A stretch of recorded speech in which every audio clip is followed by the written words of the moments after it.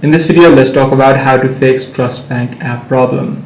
Now, if you're facing this issue, there could be a few cases to this. Firstly, if your trust key is locked out, meaning if you've typed in the 6-digit trust pin key incorrectly, too many times your account will get locked down for security reasons. So in this situation, you must use the self-service option on the login screen to reset your profile details. So in this situation, the only thing that you can do is, as I said, reset your trust pin, and only then you'll be able to access your account. But however, if this is not the case, then this is likely happening due to app glitches or app bugs. So in this situation, you just need to reinstall the application of Trust Bank onto your device.